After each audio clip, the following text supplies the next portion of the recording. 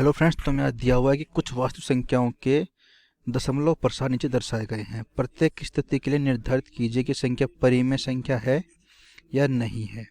और यह परिमेय संख्या है तो p बटा क्यू के रूप में की होती है, जहाँ यहाँ पे आएगा हमारा p, यहाँ पे क्यू, कि क्यू के अभाज्य गुणनखंडों के बारे में आप क्या कह सकते हैं। तो हमें पहली संख्या दी हुई है कि 43.123456789। दूसरी दी हुई है कि 0.12, 0, फिर 1200, फिर 1200, फिर 1240, ऐसे आगे चलती रहती है।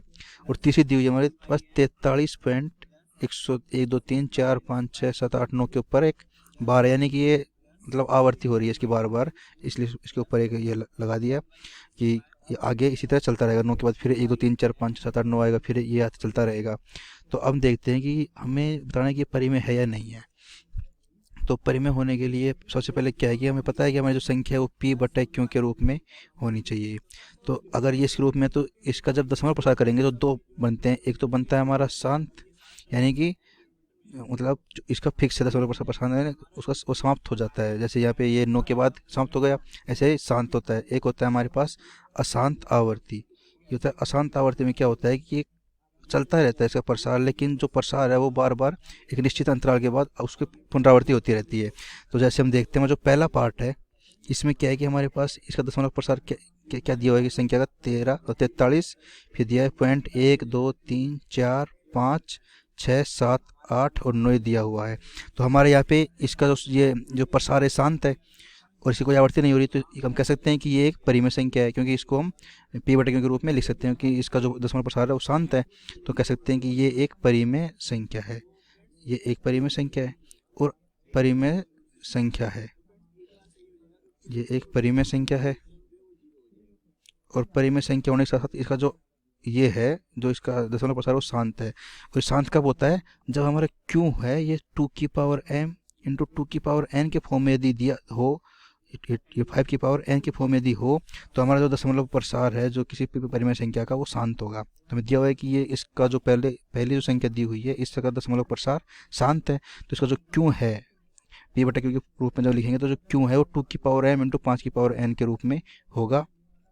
ये हमारी हो गई पहली संख्या। जो दूसरी संख्या दी हुई है ये हमारी दी हुई है 0.12, फिर एक जीरो है, फिर 12 है, फिर 2 जीरो है, फिर 12 है, फिर 3 जीरो है, फिर 12 है और फिर 4 जीरो है।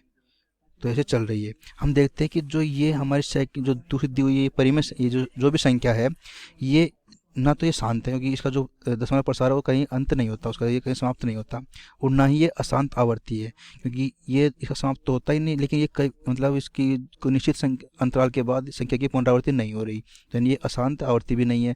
तो फिर ये क्या हो गई? ये हो गई एक अपरिमेय संख्या, क्योंकि ना तो इसका जो ये दशमलव प्रसार है वो कहीं रुक रहा और ना ही किसी जो संख्या है उसका किसी अंतराल के बाद पुनरावृत्ति हो रही। तो ये क्या हो गई? हमारे पास अपरिमेय संख्या हो गई है।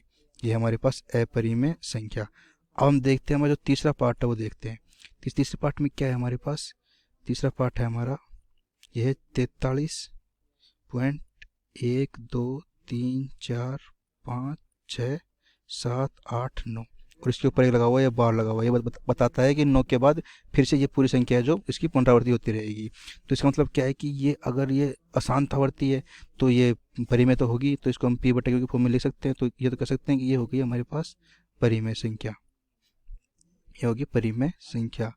लेकिन जो हमारा ये इसका दशमलव प्रसार है ये शांत नहीं है, यानी कहीं रुकता नहीं है, ये चलता रहता है, उसकी जो पुनरावृत्ति होती रहती है। तो इसका मतलब जो भी इसका जो p बटा क्यू की फॉर्म में जब लिखेंगे तो इसमें जो क्यू होगा ये 2 की पावर m और 5 की पावर n के रूप में नहीं होगा, यानी कि इसके गुणा में कुछ होगा, यानी ये तो है ही, उसके गुणा में कुछ होगा, यानी कि ये जो है 2 की पावर m इंटू 5 की पावर n की फॉर्म में नहीं हो सकता। अगर नहीं हो सकता तो इसका मतलब क्या है कि ये एक परिमेय संख्या है, लेकिन इसका जो अशांत आवर्ती होती है।